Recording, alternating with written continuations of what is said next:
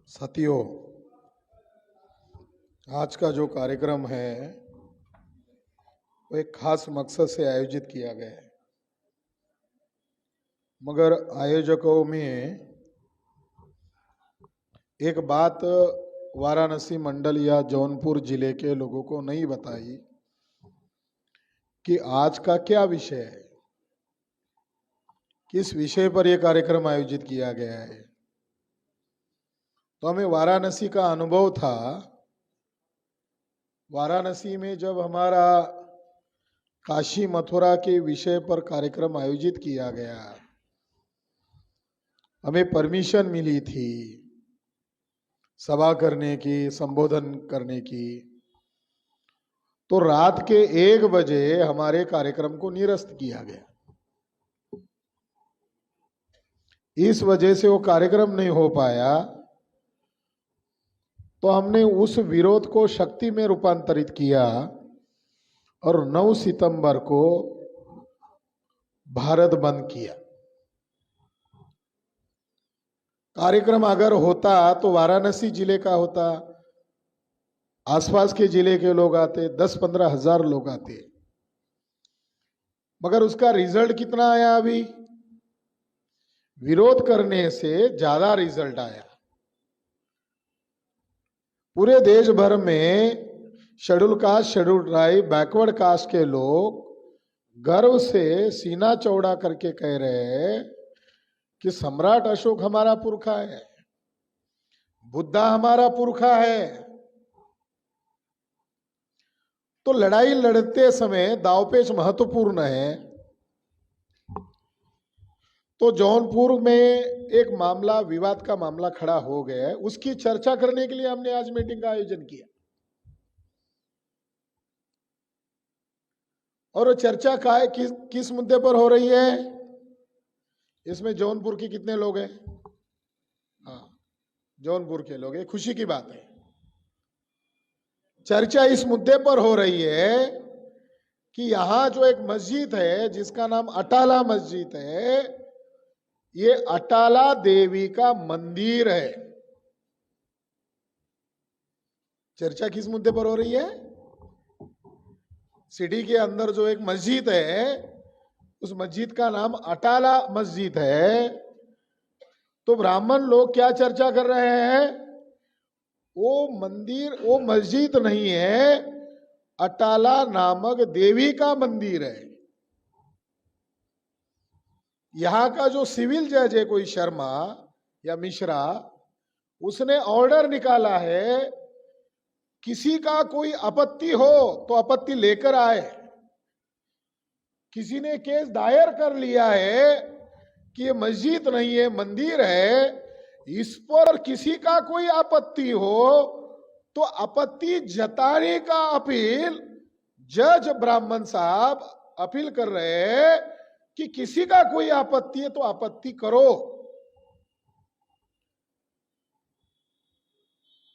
यानी जज महोदय ने यह मान लिया कि यह मंदिर है, मान लिया। फैसला ऐसा होता है। यानी चर्चा हिंदू मुसलमान के बीच में कर रहे हैं, मगर पलड़ा किसकी तरफ झुका हुआ है? ब्राह्मणों के पक्ष में। उसके अंदर उसने हिंदू शब्द का भी जिक्र नहीं किया। मैं आपको उसका ऑर्डर क्या है वो बता ही देता हूं, ताकि आप लोगों को ये जो हम चर्चा कर रहे हैं, इस चर्चा करने के पीछे हमारा एक मकसद है। और वो मकसद ये है कि काशी मथुरा के इश्यूज को ब्राह्मण लोग ऑल इंडिया का इश्यू बनाना चाहते हैं और बैकवर्ड कास्ट के लोगों को प्रतिक्रिया के रूप में हिंदू बनाना चाहते हैं। हम लोग हिंदू नहीं है, हम लोग शेड्यूल कास्ट है, शेड्यूल ट्राइब है, अदर बैकवर्ड कास्ट है, मगर हिंदू नहीं है। तो काशी मथुरा में हम लोगों ने टांग अड़ाई हुई है, हम लोग वहां गए हैं, हम लोगों ने विरोध किया है। और केवल बनारस में विरोध नहीं किया, ऑल इंडिया में 7 चरण का हमने चरणबद्ध आंदोलन किया।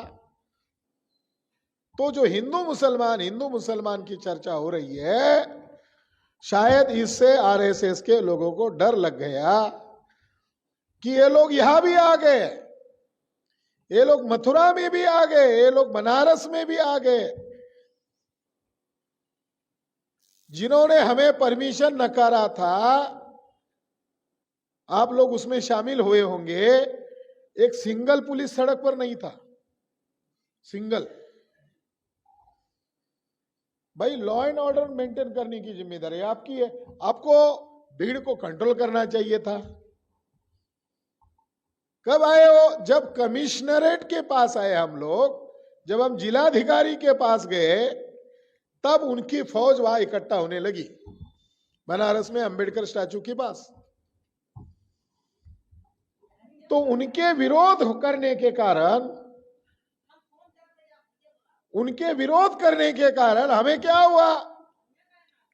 उनके विरोध करने के कारण हमें नुकसान नहीं हुआ, हमें फायदा हुआ, ताकि हम हमारे बैकवर्ड कास्ट के लोगों को अपनी विरासत और अपनी महान सभ्यता के बारे में जानकारी दें। ये जो न्यायालय सिविल जज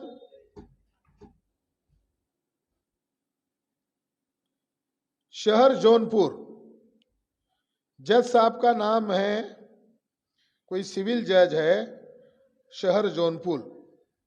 क्या लिखा हुआ है आप लोगों को? हमारी इच्छा क्या थी कि अगर ये जौनपुर का मामले का अगर हम हैंडबिल बनाते, सोशल मीडिया में डालते, तो यहां लोगों को बैठने के लिए जगह नहीं मिलती,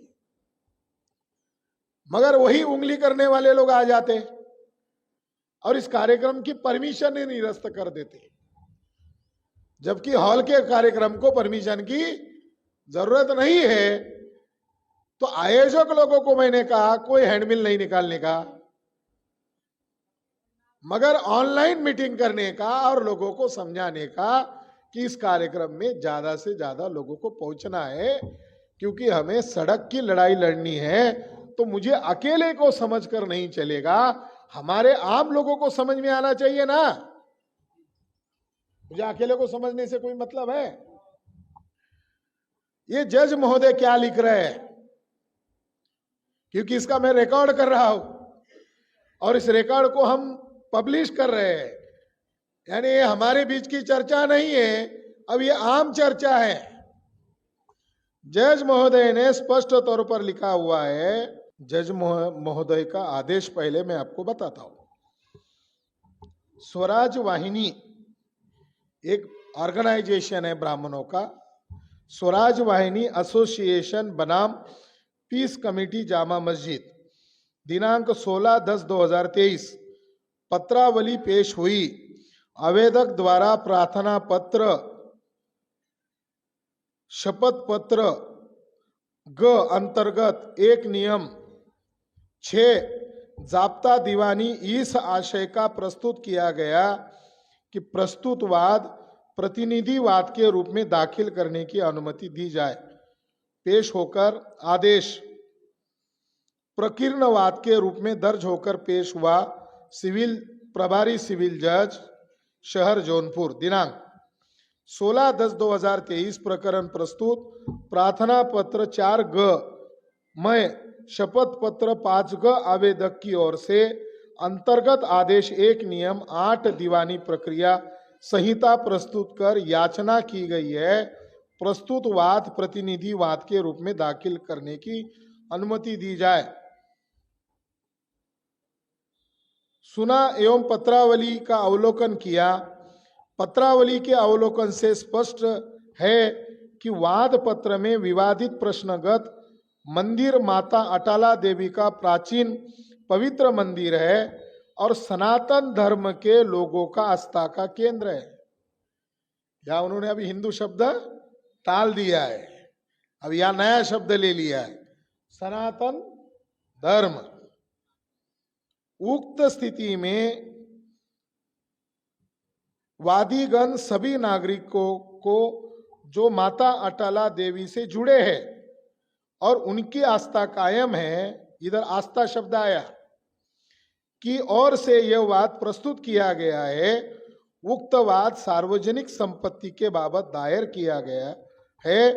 अतः प्रकरण के संपूर्ण तथ्य और परिस्थिति को दृष्टिगत रखते हुए तथा इस तथ्य को दृष्टिगत रखते हुए कि प्रश्नगत संपत्ति पर गांव वासियों का हित निहित है, अतः वाद प्रस्तुत करने से पूर्व संबंधित स्थान पर मुनादी और प्रकाशन करवाया जाए, ताकि किसी अन्य पक्ष द्वारा कोई आपत्ति किया जाता है तो उसे भी सुना जाए, प्रकाशन हेतु पैरवी अंदर सप्ताह हो।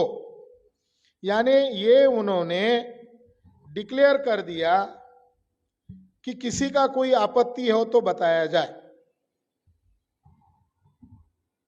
सिविल जज का ऑर्डर है। हाँ, अटाला देवी सिविल जज का नाम आपको मिलेगा वकील के द्वारा।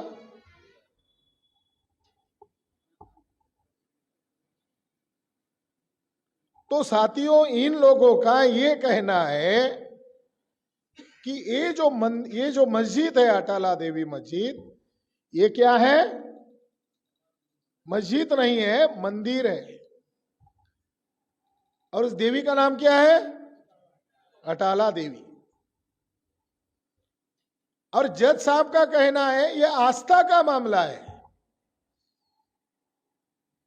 जज साहब का आस्था का मामला मुद्दा खड़ा करने की बजाय जज महोदय ने मुद्दा खड़ा करना चाहिए था आर्कोलॉजिकल एविडेंस के आधार पर हम फैसला करने के लिए बैठे हुए हैं, पुरातत्व के आधार पर फैसला दिया जाएगा। मगर जज साहब कह रहे आस्था का मामला है, तो जज ज्यादातर अब उस लाइन पर काम कर रहे हैं जो सन 2019 को सुप्रीम कोर्ट के द्वारा जो फैसला सुनाया गया राम मंदिर मस्जिद विवाद के मामले पर, कि राम वही पैदा हुए। कहां पैदा हुए? जहां मस्जिद है वहीं पर ही राम पैदा हुए। ये हमारा आस्था का मामला है। यानी इनकी आस्था अपने घर में रखे। अगर आस्था का मामला अपने घर में रखे, जज किस लिए होते हैं? न्यायदान किस लिए होता है? कोई पुख्ता सबूत हो, कोई एविडेंस हो। तो सुप्रीम कोर्ट का जज आरएसएस बीजेपी के द्वारा खरीदा गया और उसने जो गलत फैसला दिया, गलत फैसला हम क्यों कह रहे हैं? हम इसीलिए गलत फैसला कह रहे हैं, हमारे पास साकेत, वो अयोध्या जिसको ब्राह्मण कहते हैं, वो अयोध्या न होकर वो साकेत है। वो अयोध्या नहीं है, वो साकेत है। मगर जस्टिस रंजन गोगोई ने जो फैसला दिया उसमें कोई आर्कोलॉजिकल एविडेंस को, पक्के सबूत को, आप लोगों को आर्कोलॉजिकल एविडेंस समझ में नहीं आता होगा तो मैं आपको बताता हूं आर्कोलॉजिकल एविडेंस क्या होता है। भारत में जमीन के अंदर ईंटों के बीचों बीच एक हांडी रखी गई जिसे मंजूषा कहते हैं। पेटी रखी गई, इसको मंजूषा कहते हैं। एक के अंदर एक धातु की, उसके अंदर हीरे जवाहरात थे, उसके अंदर पाली भाषा में लिखा हुआ अभिलेख था। किसने ये बनवाया? फिर लोगों को डाउट लगा कि इसका समय कौन सा है। वो मिट्टी के अंदर होने के कारण बचा रहा। तो प्रयोगशाला में उन चीजों को लेकर गए तो अंदर जो हड्डी मिली उसका समय निकला 2500। और जो पॉटरी था, जो मंजूषा था, उसको कहते कार्बन डेटिंग करना। तो जो मंजूषा था उसका समय निकला आज से 2100 बरस पहले। मगर अंदर की जो हड्डी है, इसका समय कौन सा मिला? कितनी आश्चर्यकारक बात है। अगर बाहर की चीज ही 2100 बरस पहले की है, तो अंदर की चीज कौन से बरस की होनी चाहिए? उसी समय की होनी चाहिए। तो इस बात को हल कर दिया गया कि तथागत बुद्ध का महापरिनिर्वाण होने के बाद बुद्ध के शरीर धातुओं को 8 हिस्सों में बांट दिया गया। और राजा अशोक जब राजा बना तो उसने उन 8 स्तूपों को खोदा और उसके अंदर जो अस्थियां थी उसके 84,000 हिस्से बनाए। इसलिए बाहर का समय 2100 बरस पुराना है और अंदर के जो धातु शरीर अवशेष है उसका समय 2500 साल पहले है। समझ में? मगर ये कैसे ढूंढा गया? पुरातत्विक आधार पर ढूंढा गया। पुरातत्विक आधार में कौन सा आधार बना गया? जिसको पुरातत्व की भाषा में कहते कार्बन डेटिंग। तो कार्बन डेटिंग के आधार पर यह सिद्ध हो गया कि ये बुद्धा का है, अशोक राजा ने बनवाया है, उसका शिलालेख है, उसका अभिलेख है।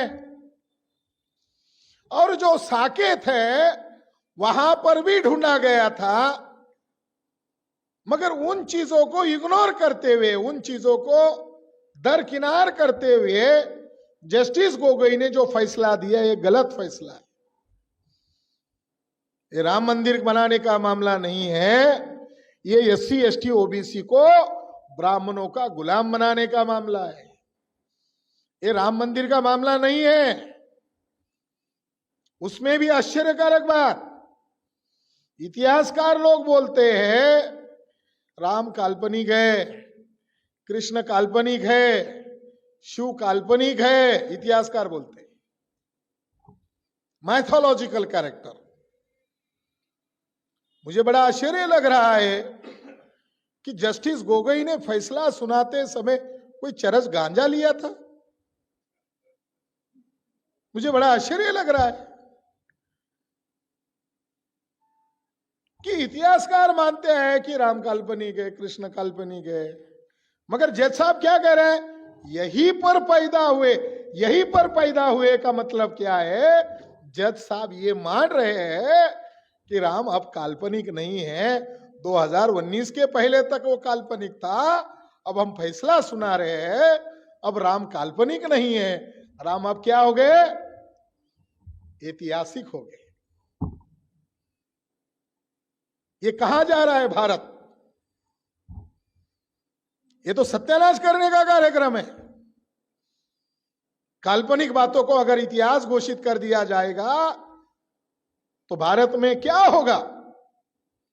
कौन सा साइंस आएगा? कौन सी तरक्की होगी? और भारत के लोग अज्ञानी होने के कारण ये उसका नाजायज फायदा उठा रहे हैं। तो साथियों, जो फैसला सुना है आस्था के नाम पर, यहां का जो सिविल जज है जौनपुर का, वो कह रहा है लोगों की आस्था है। अब आस्था को सबूत थोड़ी चाहिए, आस्था है मेरी।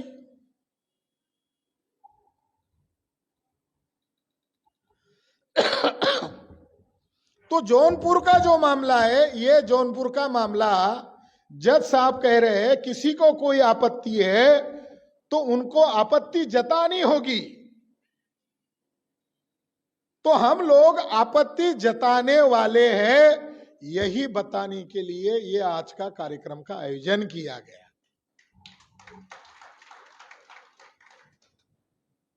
मगर इसमें गलती क्या हुई? किसी में कोई हैंडबिल नहीं बनाया। मान लो जौनपुर का विषय नहीं रखते, दूसरा ही रखते, हम उस पर कोई नहीं बोलते। वाराणसी का हमें अनुभव था कि हम काशी मथुरा का कार्यक्रम कर रहे थे, लोगों ने बसेस भरकर वहां पहुंच भी गए थे, तो उन्होंने रात को 1 बजे ही हमारा कार्यक्रम निरस्त किया। अगर यहाँ का भी हमारा हैंडबिल होता और वो खुफिया विभाग के पास जाता तो हॉल का कार्यक्रम भी वो रद्द करेंगे। ये सोचकर मैंने हमारे साथियों को कहा अब हमें केवल चुनिंदा लोगों की 1000-2000 लोगों की मीटिंग करनी है और उसमें यह खबरदारी रखनी है कि जौनपुर के सभी भौगोलिक इलाके से, गांव देहात से, शहर तहसील से लोग आने चाहिए। इसलिए कार्यक्रम है। ये आपत्ति, हम लोग आपत्ति जताने वाले हैं। सिविल जज का जो जज कह रहा है आपत्ति जताओ, अब उसको क्या लग रहा है, उसने मुस्लिम लोगों को अपील किया, ये आपके खिलाफ मामला आया है। अटाला मस्जिद अब मस्जिद नहीं है, ये अटाला नामक देवी का मंदिर है, आप किसी मुसलमान को आपत्ति है, आपत्ति जताओ। मैं वहां मिलने गया, वहां मैंने देखा, वहां का सेक्रेटरी को मिला तो उसने सही ढंग से जवाब दिया। उन्होंने कहा ऐसा कुछ है, हमें पता ही नहीं है और हमें कोई नोटिस भी नहीं आई है। अगर वो मामला वहां की जो कमेटी है, मस्जिद कमेटी है ना, तो मस्जिद कमेटी को नोटिस जाना चाहिए था। उन्होंने मस्जिद कमेटी को नोटिस तक नहीं दिया, ये मुझे जानकारी मिली। तो आने वाले समय में जौनपुर जिले का अटाला मस्जिद का मामला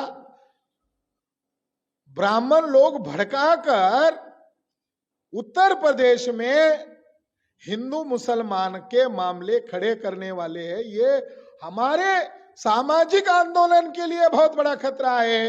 क्यों खतरा है? क्योंकि हम लोग हिंदू नहीं हैं, हिंदू मुगलों द्वारा दी हुई गाली है। रामायण में हिंदू शब्द नहीं है, महाभारत में हिंदू शब्द नहीं है, भगवत गीता में हिंदू शब्द नहीं है, शिव पुराण विष्णु पुराण में हिंदू शब्द नहीं है। हिंदू शब्द कहां से आया? तो स्वामी दयानंद सरस्वती कहते हैं सत्यार्थ प्रकाश नामक किताब में पेज नंबर 81 पर कहते हैं ये मुगल मुसलमानों के द्वारा दी हुई गाली है।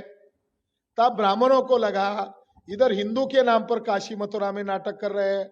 अभी इसमें बुद्धिस्ट इंटरनेशनल नेटवर्क, राष्ट्रीय पिछड़ा वर्ग के मोर्चा ने टांग अड़ा दी है, तो उन्होंने अभी हिंदू शब्द से हाथ खड़े कर दिए। अब सिविल जज ने अपने ऑर्डर में क्या लिखा? सनातन धर्म।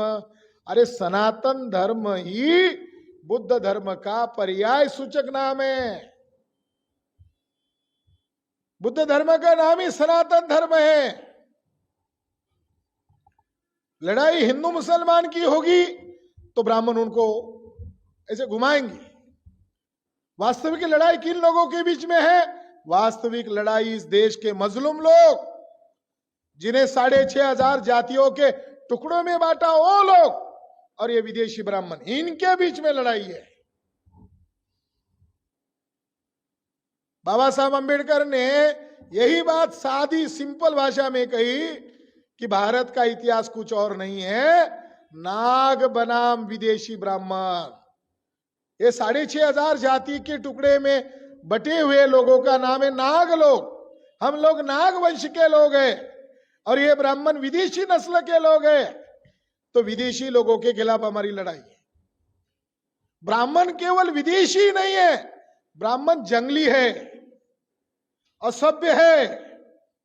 वो केवल विदेशी नहीं है, तो उनकी खासियत है वो जंगली है, असभ्य है। इंसान को इंसान होना चाहिए। मुसलमान देखो सारे को इंसान मानता है, ईसाई देखो सभी को इंसान मानता है, सिख देखो सभी को इंसान मानता है, जैन बुद्धिस्ट सभी को इंसान मानता है। ये जो ब्राह्मणों का धर्म क्या कहता है? एक ब्राह्मण होगा, एक क्षत्रिय होगा, एक वैश्य होगा, एक शूद्र होगा, और शूद्र के 6500 जातियों के टुकड़े में तोड़ा। तो जाति इंसान में नहीं होती, जाति फूलों में होती है, जाति जानवरों में होती है, इंसान में जाति नहीं होती है। ब्राह्मण का हौसला क्यों बढ़ रहा है? उनको लग रहा है हमने इनको चमार के नाम से डिवाइड किया, इनको हमने आहिर के नाम से डिवाइड किया, इनको हमने पटेल कुर्मी के नाम से डिवाइड किया। अगर पटेल आएगा तो पटेल पीछे आएगा, यस्सी का कहा आएगा। ये जाति के नाम पर मंच खड़ा करेंगे। ये बहुजन समाज कब बढ़ेगा? जब इनके दिमाग का कचरा साफ होगा तब जाकर बहुजन समाज बनेगा। तो ब्राह्मण को लग रहा है कि ये जाति में डिवाइड है, इसका फायदा लो, इनकी अज्ञानता का फायदा लो।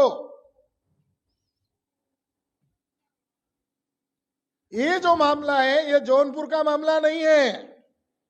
विश्व हिंदू परिषद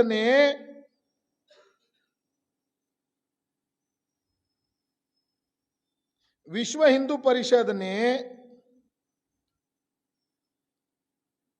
और आरएसएस ने 1991 में लगभग 3500 मस्जिदों को चिन्हित किया है। ये अटाला मस्जिद का मामला नहीं है, या काशी में जो मस्जिद है ज्ञानव्यापी, उसका मामला नहीं चिन्हित किया है। ऐसी मीटिंग हुई, कांग्रेस, विश्व हिंदू परिषद, बीजेपी के लोगों की संयुक्त मीटिंग हुई और एक मस्जिद का मामला नहीं खड़ा किया। कितने मस्जिद का मामला खड़ा किया? 3500 मस्जिदों का मामला खड़ा किया। और उन 3500 मस्जिदों में से एक मस्जिद अटाला मस्जिद है। 84,000 स्तूप कहा गए। इस्लाम का उदय 5वीं शताब्दी में, ईसाई का उदय 1ली शताब्दी में, बुद्धिज्म का उदय आज से 2500 साल पहले। इस्लाम को मानने वाले लोग हमारे भाई है, ईसाई को मानने वाले हमारे भाई है, जैन को मानने वाले वो हमारे भाई है। इधर की गंदगी को छोड़कर वो उधर जाकर आजाद हुए। मगर वो इस्लाम को कबूल करने के पहले वो कौन थे? वो तो बाहर से तो नहीं आए, वो तो यही क्या लोग थे। तो 84,000 स्तूपों में से जो भारत में बड़े बड़े मंदिर है, वो बड़े बड़े मंदिर वास्तविक तौर पर क्या है? ये बुद्ध विहार है। अशोक राजा के द्वारा बनाए गए ये बुद्ध विहार है।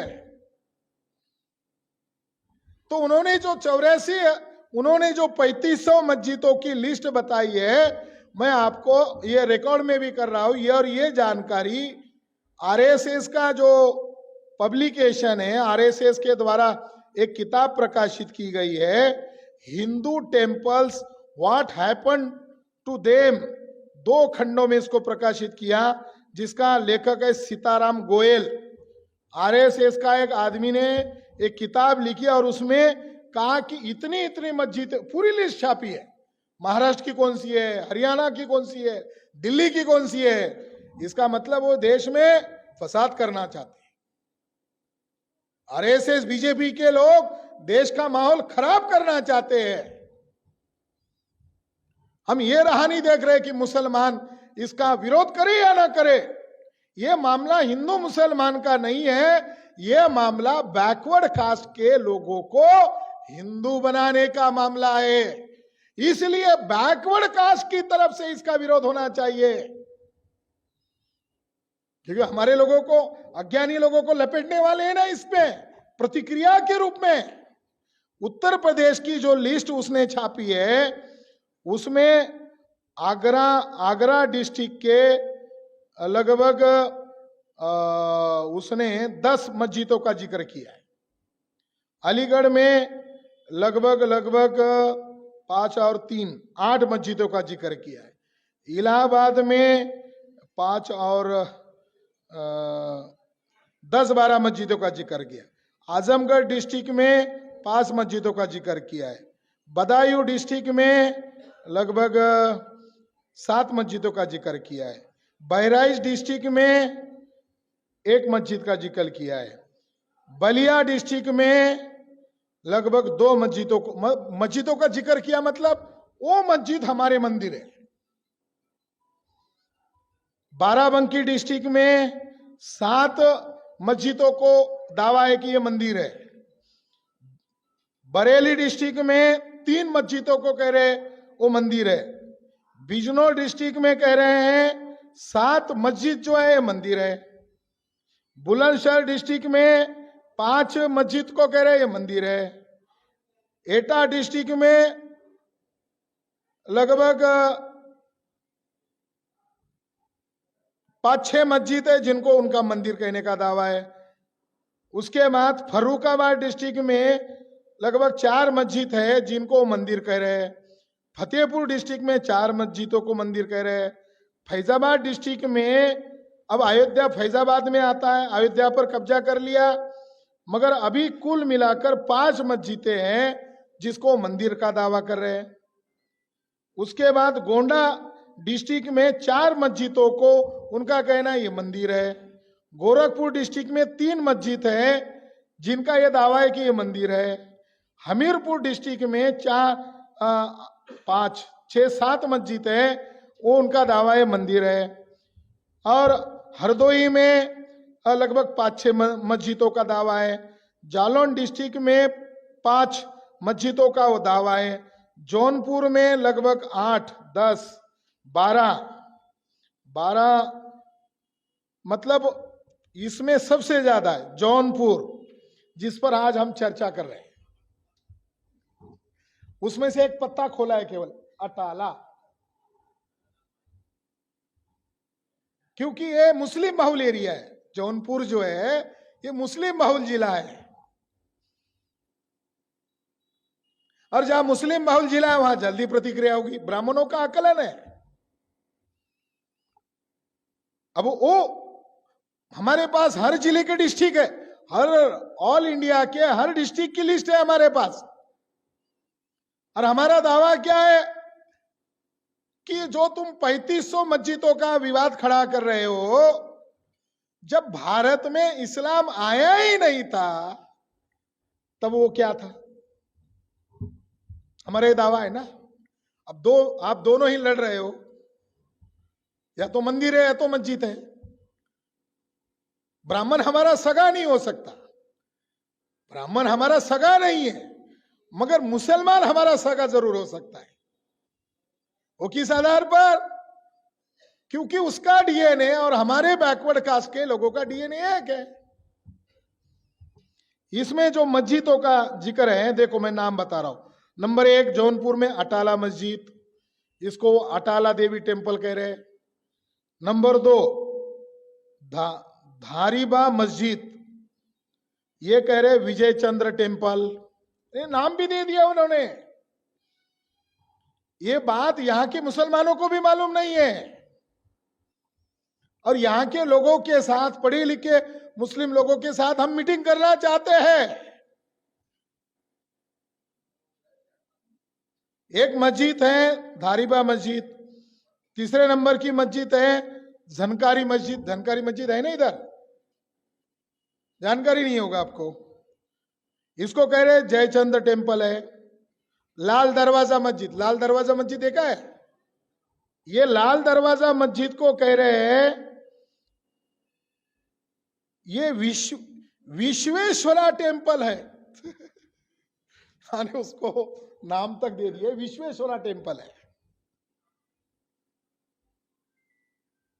5 नंबर पर है हम्माम दरवाजा मस्जिद,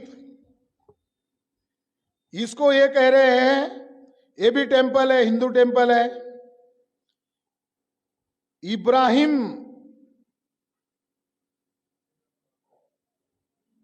इब्राहिम बारबक की मस्जिद, इनका कहना है कि इसके अंदर भी हमारे अवशेष है।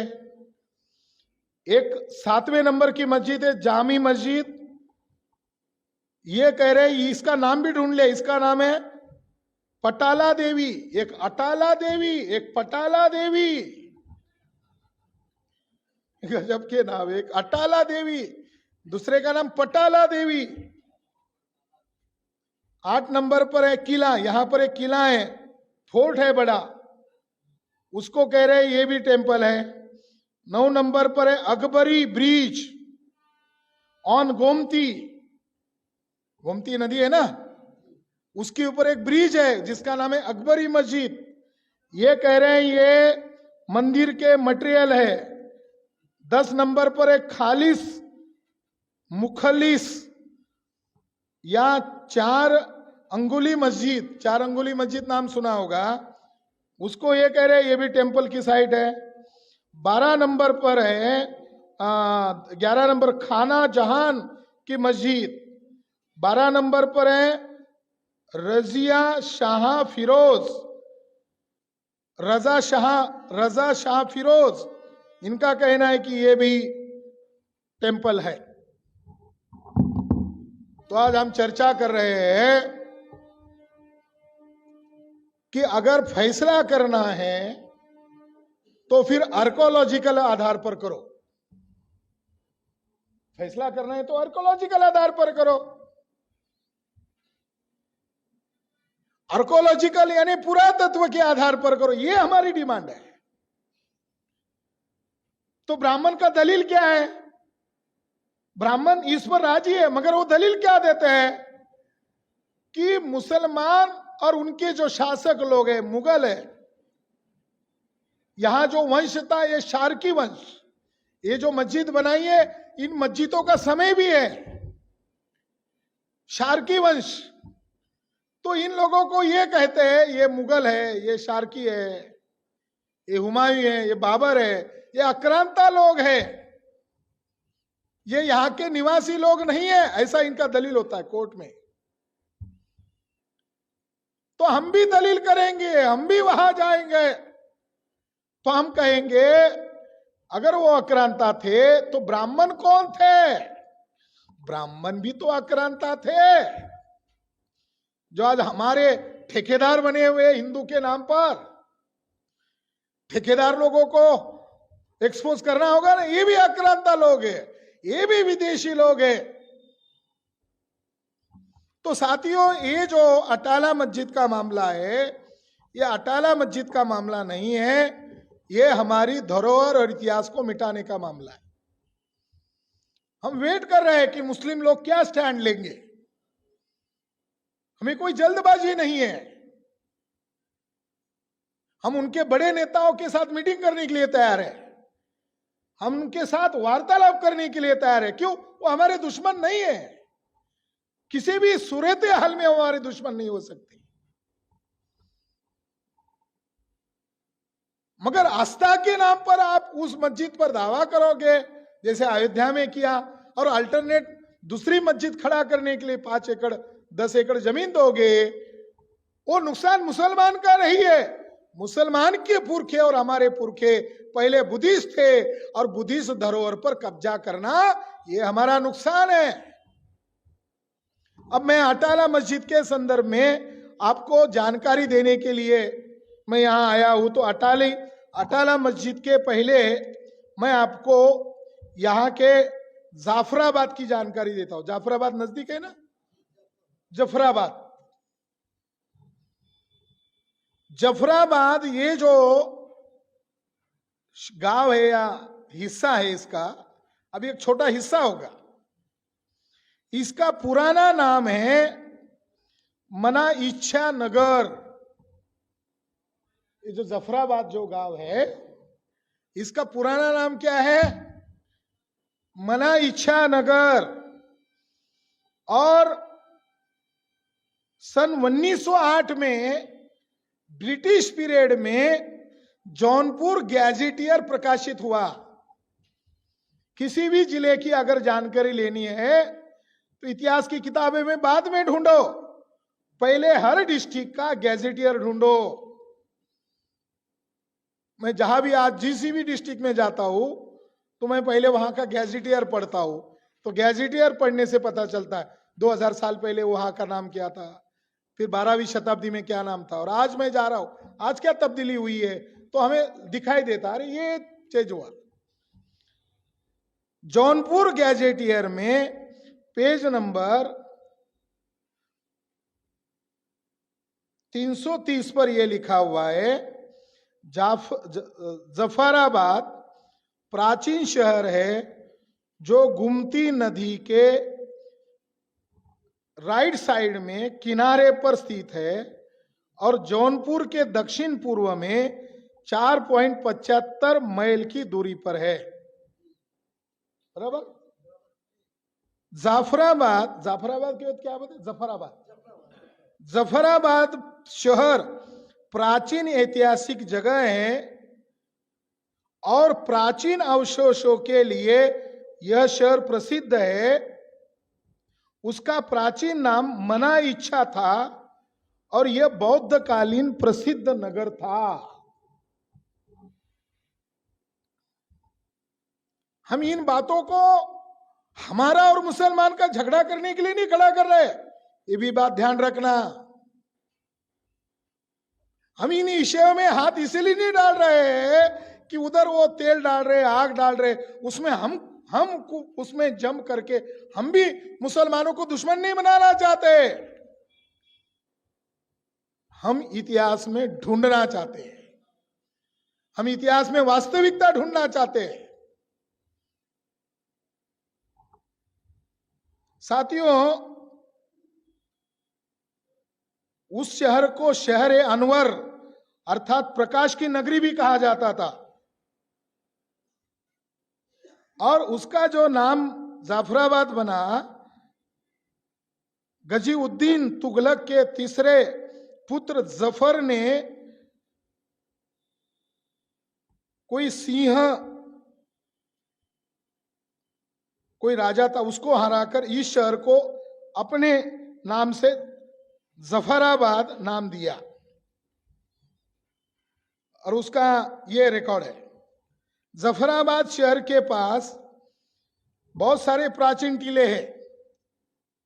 इस गैजेटर के पेज नंबर 332 पर यह कहा है, इस स्थान के दक्षिण पूर्व दिशा में लगभग 100 यार्ड दूरी पर शेख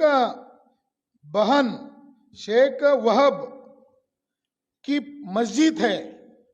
वहां हम अभी आते आते वहां गए तो वहां बोले बड़ी मस्जिद है, उसकी तुलना में इतनी बड़ी नहीं है, अभी वो छोटा हिस्सा है। शेख वहब की मस्जिद है, वह एक प्राचीन बौद्ध विहार है, और जिसके अंदर आज भी प्राचीन बौद्ध शिलास्तंभ मौजूद है। 1908 में यह गैजेटियर लिखा गया, इस गैजेटियर में इसकी बात को दर्ज किया गया कि यह बौद्ध विहार है। अब आते हम अटाला। हम यहां इसलिए गए कि हमारा दावा निरर्थक नहीं है, हम बेवजह बोल नहीं रहे। वहां पर उन्होंने दावा नहीं किया उस मस्जिद पर, क्योंकि उस मस्जिद के बारे में जौनपुर गैजेटियर में नो डाउट लिखा ये बौद्ध विहार है। अब उसको लगा इसमें उंगली डाल दो, इसमें हाथ डाल दो, कटना तय, इसलिए उसको उन्होंने छेड़ा नहीं।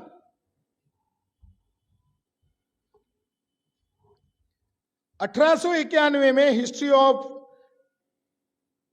Indian history eastern archaeology by Fergusson, इसने अटाला मस्जिद के संदर्भ में लिखा हुआ है कि ये जो जौनपुर के अंदर जो संरचना है, यहां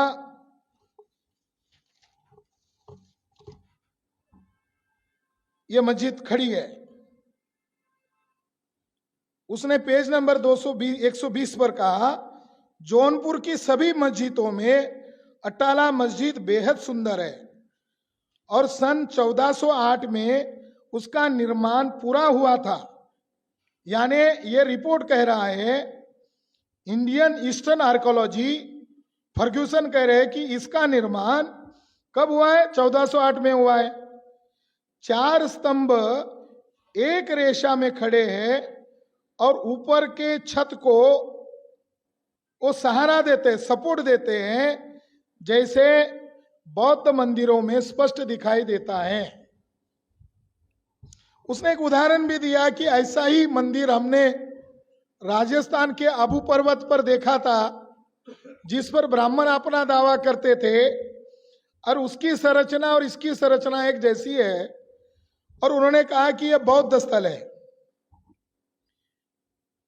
साथियों, पेज नंबर 524 पर स्पष्ट लिखा है कि जौनपुर की सबसे छोटी मस्जिद लाल दरवाजा है, और इसके अंदर जो अवशेष है इसका खुदाई करके संशोधन करना होगा। आगे उसने ये लिखा हुआ है, जौनपुर की सभी मस्जिदों में अटाला मस्जिद बेहद आकर्षक है।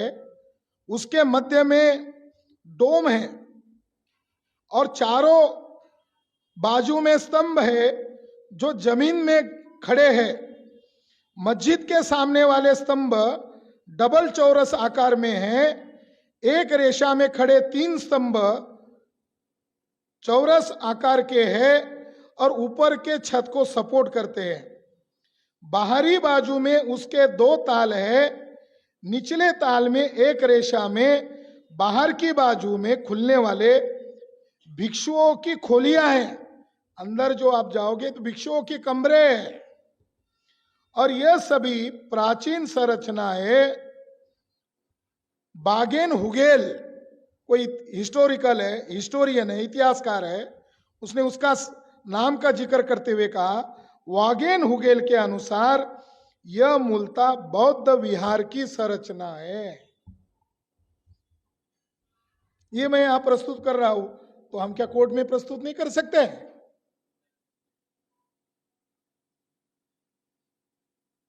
हमें जनता को भी जगाना है।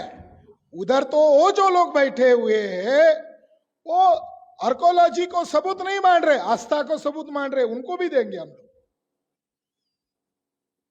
पेज नंबर 521 पर फर्गुसन महोदय कहते हैं, कुछ संशोधकों का यह मानना है कि मस्जिद के सभी स्तंभ प्राचीन बौद्ध संरचना के स्तंभ है और मुसलमानों ने मस्जिद बनाने समय यह प्राचीन स्तंभ इस्तेमाल किए हैं। यह जानकारी डिस्क्लोज करना यह इस कार्यक्रम का मुख्य मकसद है। तो अटाला मस्जिद के संदर्भ में ढेर सारे सबूत है हमारे पास, मगर जो आर्कोलॉजिकल एविडेंसेस है वो हमारे पास है। वो आर्कोलॉजिकल एविडेंस ब्राह्मण नहीं पढ़े क्या? जिन्होंने केस दायर किया उन्होंने पढ़ा नहीं होगा क्या? उनको मालूम है। मगर वो क्या कह रहे हैं कि नहीं वो देवी है। अभी तक वो इस बात का जवाब नहीं देते कि इसका जौनपुर नाम क्यों है। तो आर्कोलॉजिस्ट कहते हैं कि इसका नाम यवनपुर था, यवनपुर से जौनपुर बना। और जो राजा है उसका एक कजिन था जोनन, या उसके नाम से जो जौनपुर नाम पड़ा। मगर ब्राह्मण उनकी किंवदंती में कहते हैं कि यहां एक राक्षस था। यानी ब्राह्मणों के पास बहुत सारी किंवदंती है, यहां एक राक्षस था। तो इस नगर को ब्राह्मण की अनुसार क्या है, यह जमदग्नि नगर है। अब जमदग्नि किसका नाम था मालूम है आपको? परशुराम के बाप का नाम था। यानी आप ब्राह्मणों का राम के नाम से पेट नहीं भर रहा है, कृष्ण के नाम से पेट नहीं भर रहा है, शिव के नाम से पेट नहीं भर रहा है। आप किसके नाम पर पेट भरना चाहते हैं? परशुराम के बाप के नाम से पेट भरना चाहते हैं। हम कह रहे हैं कि परशुराम काल्पनिक है, और कोई सभ्य इंसान हो, कोई ब्राह्मण हो, वो हमें सबूत लाकर दिखाए कि परशुराम ऐतिहासिक था, हम उसको 1 करोड़ इनाम देंगे। मैं चाहता हूं कि जौनपुर का कोई ब्राह्मण आ जाए, अटाला मस्जिद का बाद में फैसला कर ले। पहले परशुराम ही काल्पनिक था तो जमदग्नि कहां से हिस्टोरिकल होगा? तो साथियों, ये जो बातें हैं, ये बातें इसलिए हम लोग चर्चा में कर रहे हैं कि ये मामला हिंदू मुसलमान का मामला नहीं है। ये भारत की मूल निवासी लोगों के धरोहर पर डाका डालने का, उसको अतिक्रमण करके कब्जा करने का मामला है। क्योंकि उत्तर प्रदेश और बिहार एक क्रांतिकारी धरती है। सम्राट अशोक यहां घूमे तो उनकी याद में हर जिले में स्तंभ है। इलाहाबाद में गए हो, जिसको आज नाम बदल दिया, वहां सम्राट अशोक की लट खड़ी है। साकेत में जाओ, 4 बड़े बड़े विहार है, स्तूप है, और जो मंदिर बन रहा है उसके एंट्रेंस में ही, जहां राम ने डुबकी लगाकर, राम आत्महत्या करके, माने वो कुंड, राम कुंड में राम डुबकी लगाकर स्वर्ग चला गया, ऐसी उनकी किंवदंती है। जहां वो डुबकी लगाते हैं राम कुंड के 50 पग आगे चलोगे, यानी राम कुंड से उतर कर आप ऊपर चढ़ोगे, तो वहां पर एक मंदिर है, जिस मंदिर का नाम है नागेश्वर नाथ टेम्पल। उसके अंदर क्या है? शिवलिंग है। और शिवलिंग क्या है? वो शिवलिंग कमल की पंखुड़िया वाला शिवलिंग है। कभी देखा आपने? शिव को भी कमल आ रहा है, शिव को भी पंखुड़ी आ रही है। पूरे भारत में ऐसा शिवलिंग है कहीं जिसको कमल की पंखुड़ी आ रही है? और 2003 में वो जो खुदाई करने वाले बदमाश ब्राह्मण थे होंगे, उनको उस रिपोर्ट में मिला कि अशोक के अवशेष मिले, तो उन्होंने देखा ये जगह तो खाली है। उनके कहने पर ही महाशिवरात्रि के रात के दिन 2003 में अयोध्या के बदमाश ब्राह्मणों ने उस मंदिर को चांदी का पत्रा लगा दिया, ताकि वो कमल की पंखुड़ियां न दिखाई दे। मगर उसको ढूंढ लिया गया था, 1863 में ढूंढ लिया गया था सर मेजर जनरल कनिंघम के द्वारा। तो उनका कहना है कि ये जो मंदिर मस्जिद का विवाद, उस समय उनका कहना था 1863 में, ये जो मंदिर मस्जिद का विवाद है, इसको अगर हल करना चाहते हैं तो ये जो कमल की पंखुड़िया वाला जो स्तंभ है, ये सम्राट अशोक का है। जो शेर स्तंभ है, ऊपर शेर बैठा हुआ है, नीचे कमल की पंखुड़िया है, उस शेर को उल्टा जमीन में गाड़ दिया और कमल की उल्टी पंखुड़िया आपको वहां किनारे में दिखाई देती है। और 2003 में उन्होंने उसको चांदी का पत्रा लगा दिया है। तो ब्राह्मण लोग किसकी विरासत पर कब्जा कर रहे हैं? यानी भाई सबूत है ना, सम्राट अशोक के स्तंभ को उल्टा जमीन में गाड़ दिया। मैं आज भी कहता हूं कि उस मंदिर की खुदाई करेंगे, क्योंकि वो ऊंचाई पर है, उस मंदिर की खुदाई करेंगे तो सम्राट अशोक के लठ भी मिलेगी, जो टुकड़ों में जमीन के अंदर दाब दी गई है वो भी मिलेगी, उसके ऊपर अभिलेख भी लिखा होगा। क्योंकि साकेत में बुद्धा 6 वर्ष रहे थे। वहां का एक स्तूप है जिसका घेराव 5 किलोमीटर है। 5 किलोमीटर का घेरा है। और जब 7वीं शताब्दी में युएन संघ भारत में आए थे, चाइना से एक भिक्खु भारत में आया था, उसने लिख के रखा है कि यह अशोक राजा ने बनाया हुआ है, जो जमीन से 37 फीट ऊंचा है, आज भी उतना ही है। ईंट और पत्थर से बना हुआ है। वो कहता है कि उसके ऊपर 200 फीट और ऊंचा एक झंडा लहराता था, और जिसकी परछाई साकेत नगर के किनारे तक पड़ती थी।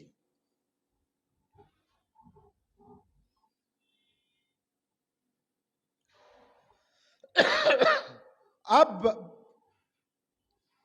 बनारस हिंदू यूनिवर्सिटी के कैंपस में जाओ, मैं वहां गया, यहां के ही बगल के एक जिले से स्तंभ उठा कर लाया है, जो उस कैंपस में है और ऊंचा खड़ा है, जहां बच्चे खेलते हैं, स्तंभ है। तो सम्राट अशोक और तथागत बुद्ध के हर जिले में अवशेष है, केवल जौनपुर में अवशेष नहीं है, हर जिले में अवशेष है। और उस अवशेष ये बताते हैं कि यह बौद्ध स्थल है। यहां एक मिर्जापुर जिला है। मिर्जापुर जिला है कि नहीं?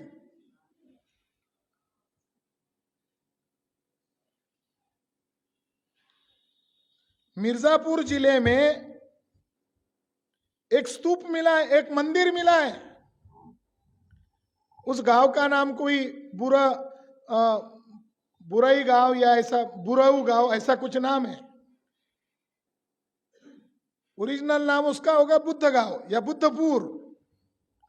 अब अपभ्रंश होकर नाम बिगड़ गया। उस मंदिर के ऊंचाई में बीचों बीच बुद्ध की भूमि को स्पर्श की हुई मुद्रा में प्रतिमा है, और बौद्ध राजाओं ने या बौद्ध प्रजाओं ने जो स्तूप खड़े किए हैं, उन स्तूप को घिसा घिसा कर उसको शिवलिंग में तब्दील किया, आज भी है।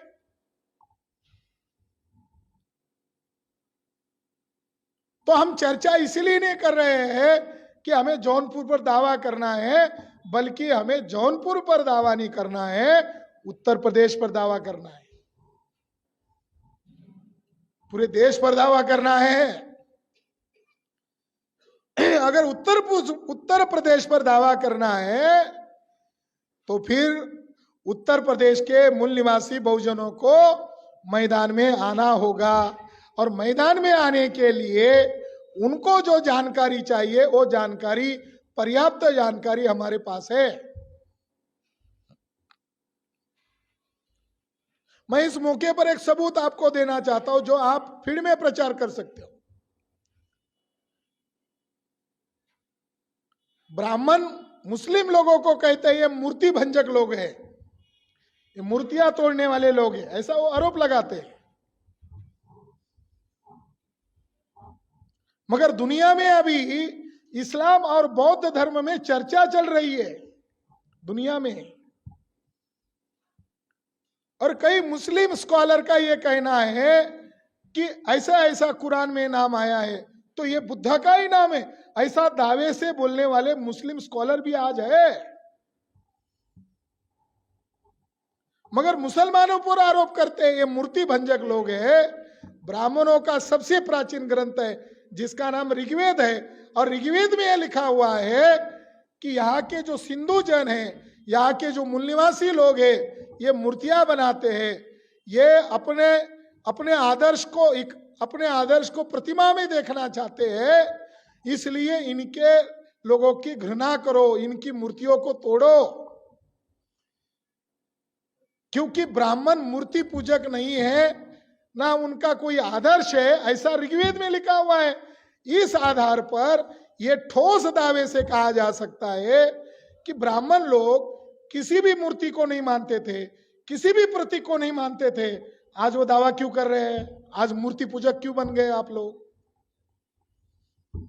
आप लोग दावपेच से मूर्ति पूजक बने हुए हो ताकि इससे आपका विदेशीपन छुपा जाए और आप यहां के लोगों को गुलाम बना सके। रामायण महाभारत में स्पष्ट तौर पर लिखा हुआ है कि काशी में सच्चे ब्राह्मण को पैर नहीं रखना चाहिए, क्योंकि काशी अपवित्र नगर है। महाभारत में लिखा हुआ है। वो क्यों अपवित्र है वो बता नहीं रहे। अपवित्र क्यों है? क्योंकि वहां शाक्य मुनि तथागत बुद्ध ने 5 भिक्षुओं को साथ लेकर दुनिया का पहला संगठन बनाया, और वही से नाम दिया बहुजन हिताय बहुजन सुखाय, और वहां धम्म चक्र प्रवर्तन किया। और इस धम्म चक्र प्रवर्तन से पूरी दुनिया में बौद्ध धर्म सारनाथ से फैला, वाराणसी से फैला, धम्म चक्र प्रवर्तन किया। मगध किसको कहते हैं? पटना को, बोध गया को मगध कहते हैं। ब्राह्मणों ने लिखा हुआ है, कई पुराणों में लिखा हुआ है। क्या लिखा हुआ है? कि सभी चीजों का प्रायश्चित्त है। ब्राह्मणों के धर्म ग्रंथ में इस्लाम के बारे में लिखा है क्या? लिखा है क्या इस्लाम के बारे में? ब्राह्मणों के धर्म ग्रंथ में सूर असुर, दानव राक्षस, पिशाच, ये लिखा है ना। किसको राक्षस असुर कहा? क्षत्रियों को असुर कहा, क्षत्रियों को राक्षस कहा उन्होंने। महाभारत के 3 अध्याय में लिखा हुआ है कि हे परशुराम, मैं इन असुर, ये राक्षस क्षत्रियों के बोझ के तले दबी हुई हूं, इसलिए इनका नरसंहार कर। दानव पिशाच किसको कहा? यही के मूल निवासी लोगों को, बुद्धिस्ट लोगों को। तो ब्राह्मणों के धर्म ग्रंथ में ब्राह्मण लिखते हैं कि मगध में किसी भी सच्चे ब्राह्मण को नहीं जाना चाहिए, क्योंकि मगध अपवित्र है। सभी दिशा में आप जा सकते हो और वहां जाओगे तो आपको प्रायश्चित करके शुद्ध किया जाएगा, मगर बनारस में और मगध में आपको आत्महत्या या देह दंड के अलावा कोई सजा नहीं है।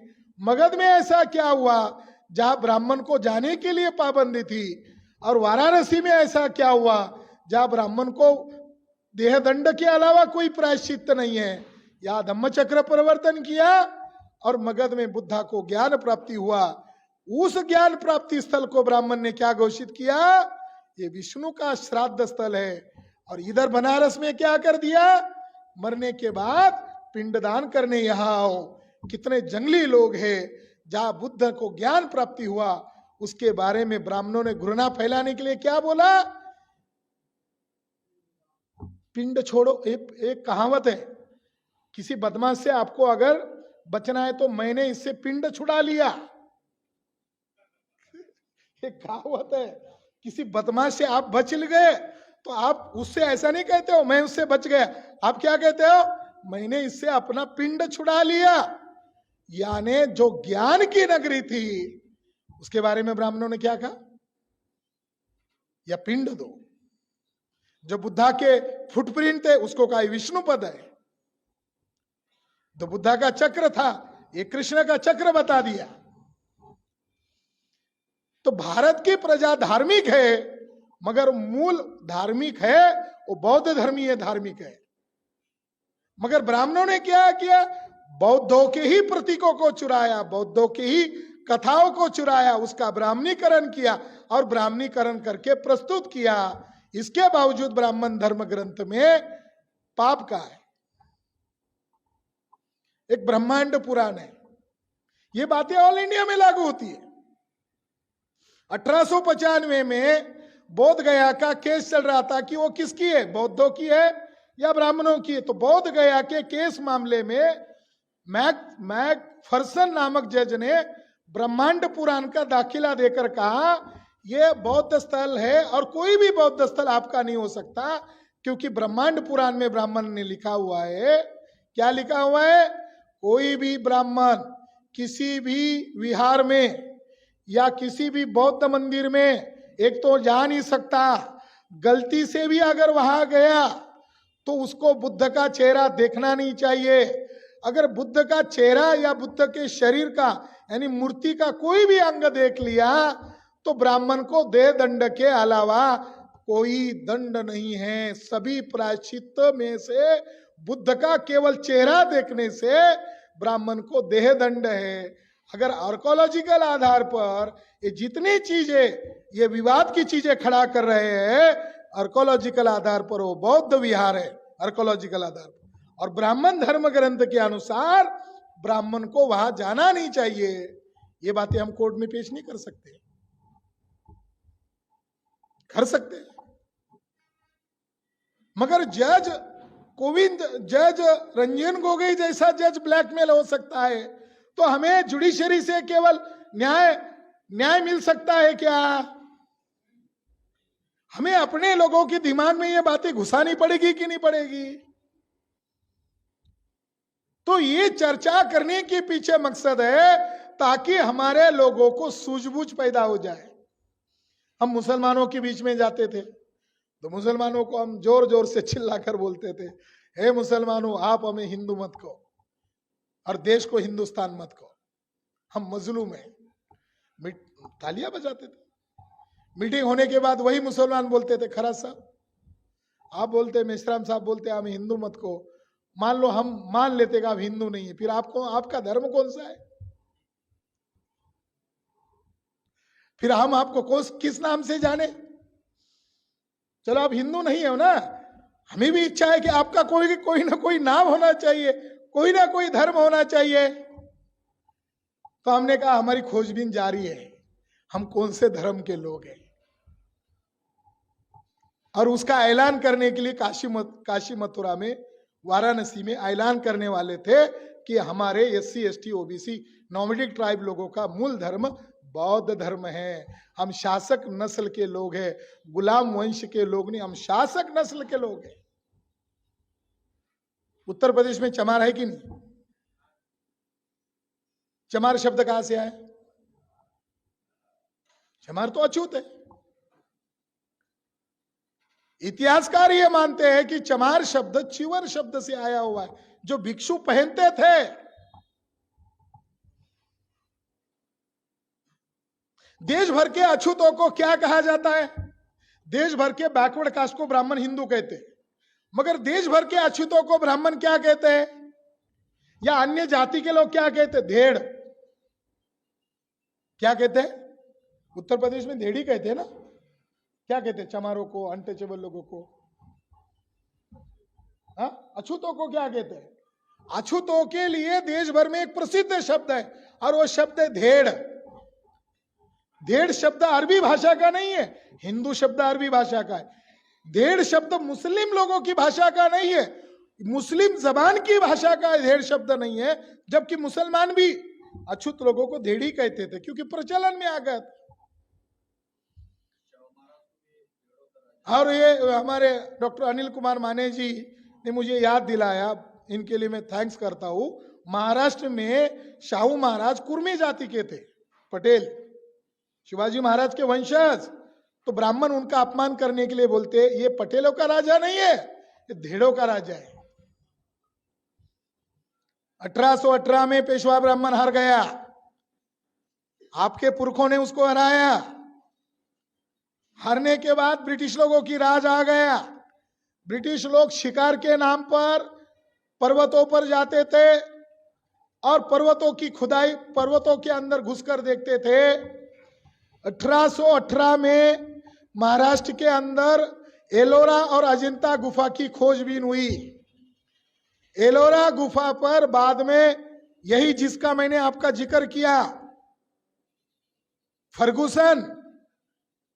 फर्ग्यूसन, ये भारत का नंबर 1 इतिहासकार है।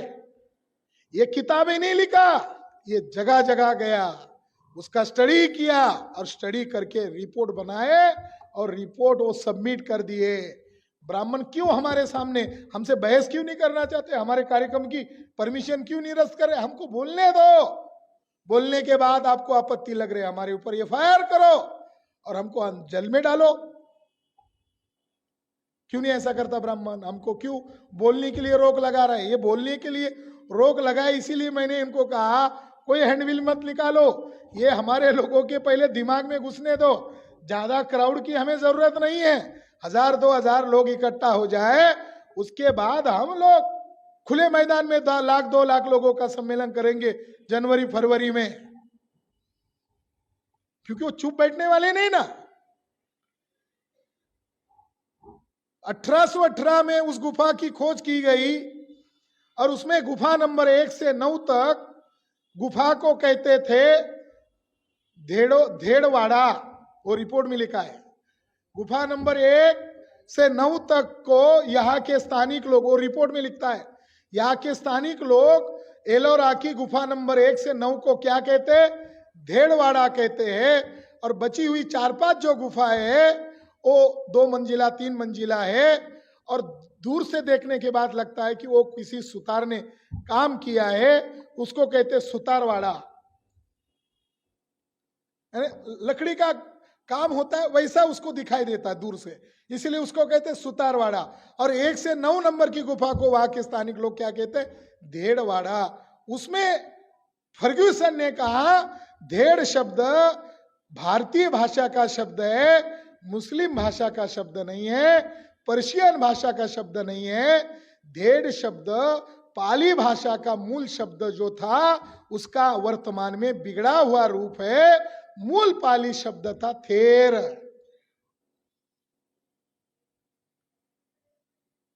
मूल शब्द क्या था? थेर।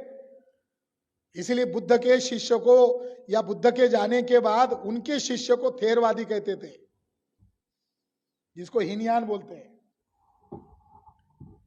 धेर शब्द का बिगड़ा हुआ रूप धेड़ है। अगर वर्तमान में देश भर के अछूत लोगों को ब्राह्मण लोग घृणावश धेड़ कहते हैं और आर्कोलॉजिस्ट कहते हैं, ये धेड़ नहीं है, ये ओरिजिनल बुद्धा के डायरेक्ट वंशज है, डायरेक्ट अनुयायी है। ये बात हम हमारे लोगों को बताना चाहते हैं। साथियों, भारत में उस इस्लाम का उदय कैसे हुआ, इसकी भी तो चर्चा होगी। ब्राह्मण लोग ये प्रचार करते हैं, इसमें अभी जो 10-12 मस्जिदें मैंने गिनाई है, अब ब्राह्मणों का कोर्ट में दावा होगा, वो हमको डॉक्यूमेंट लेने। वो क्या कह रहे, राजा जयचंद्र के द्वारा अटाला मस्जिद बनाई गई। किसके द्वारा? बड़े दोगले ब्राह्मण है, बड़े दुष्ट लोग हैं। दुनिया में ब्राह्मणों जैसा चालाक षड्यंत्रकारी दुनिया में कोई नहीं होंगे, इतने दुष्ट जमात है ये। एक तरफ आज क्या कह रहे हो, अटाला मस्जिद राजा जयचंद्र के द्वारा बनाई गई, गढ़वाल राजाओं ने बनाई, और समाज में राजा जयचंद्र को क्या बोलते हैं आज ये लोग? गद्दार। एक तरफ उसको गद्दार भी बोल रहे हो और दूसरी तरफ उसी ने अटाला मंदिर बनाया कह रहे हो। दोनों बातों में से कौन सी बात को यकीन किया जाएगा? बताओ, आप ही बताओ। अब जौनपुर के निवासियों, आप बताओ। एक तरफ आप राजा जयचंद्र को गद्दार कह रहे हो, हद हो गई। एक तरफ आप गद्दार कह रहे हो और दूसरी तरफ कह रहे हो ये मंदिर राजा जयचंद्र ने बनाया। भारत में इस्लाम का आक्रमण नहीं हुआ, इस्लाम और भारत के संबंध अच्छे थे, और नॉन मुसलमान लोगों को भारत के संबंध इस्लामिक देशों के साथ पुराने 7वीं 8वीं 9वीं शताब्दी तक 11वीं शताब्दी तक कितने अच्छे थे, ये बताने के लिए हम ही ने एक किताब प्रसिद्ध किया है, जो किताब 1929 में लिखा गया है, और उस किताब का लेखक का नाम है मौलाना सैयद सुलेमान नदवी साहब। ये भारत के नंबर 1 के नहीं, दुनिया के नंबर 1 आलिम बोला करते हैं। उनको भी पता चल गया, साइमन कमीशन के बाद मुसलमान को भी गाली मिला, अछूतों को भी गाली मिला, अंबेडकर साहब को तो एजेंट कहा ब्राह्मणों ने। 1928-29 में उन्होंने किताब लिखी। क्या किताब का टाइटल है? अरब और भारत के ताल्लुकात, अरब और भारत के संबंध। उन्होंने अपनी किताब में लिखा कि वहां बल्ख नामक एरिया अफगानिस्तान में, वहां बुद्ध विहार है, और ये विहार इतनी शताब्दी में बनाया। मैं आपको जानकारी के लिए बताता हूं कि भारत में सबसे बड़ा सेंटर बनारस था, जहां पर 3500 भिक्खु रहते थे। बोध गया एक बड़ा सेंटर था, जहां पर 3000 भिक्खु रहते थे। मथुरा ये बौद्ध सेंटर था, वहां पर 3000 भिक्खु रहते थे 7वीं शताब्दी में। 7वीं 8वीं शताब्दी के पहले बल्ख नामक एरिया में, वहां सिल्क रोड, आज भी चाइना गवर्नमेंट उसको डेवलप कर रहा है, सिल्क रूट, जो चंद्रगुप्त मौर्य और अशोक द्वारा बनाया गया महामार्ग था, वहां पर बौद्ध धर्म फैला। वहां पर लगभग 11,000 बौद्ध भिक्खु रहते थे। आज जिसको इस्लामिक कंट्री कहते हैं, वहां पर रिकॉर्ड, ये हमको मौलाना साहब की किताब ने बताया।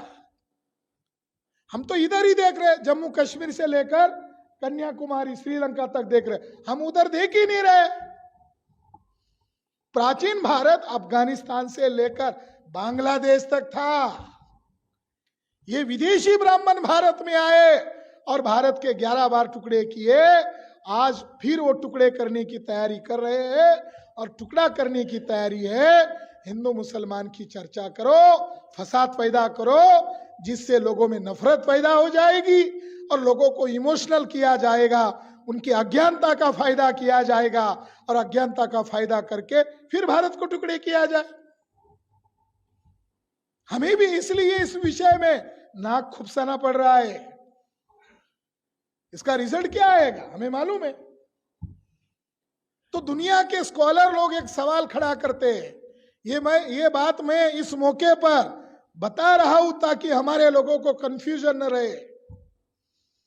दुनिया के हिस्टोरियन लोगों के सामने सवाल है कि वर्तमान मुसलमान कौन है, तो डॉक्टर बाबा साहब अंबेडकर ने इधर उधर नहीं, बनारस में आकर कहा वर्तमान अपने आप को हिंदू कहने वाले लोग, इनके पुरखे नाग लोग थे, यानी हिंदू यानी नागवंशी लोग। बाबा साहब अंबेडकर ने आगे बात कही कि भारत के वर्तमान मुसलमानों के पुरखे बुद्धिस्ट थे।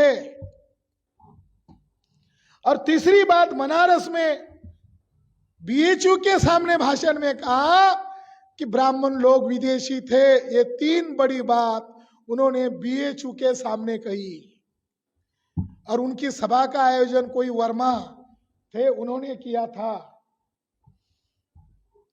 और बाबा साहब अंबेडकर ने बौद्ध धर्म अपनाने के पहले उत्तर प्रदेश और बिहार में कोयरी, कुर्मी और एक तीसरी जात कुशवा, कोई तीसरी एक जात थी, तीन जातियों के लोग मिलकर या त्रिवेणी संगम नामक आंदोलन चलाते थे। कोयरी, कुर्मी और अहीर लोग यह आंदोलन चलाते थे, इसीलिए उनको यादव बनाया ब्राह्मणों ने।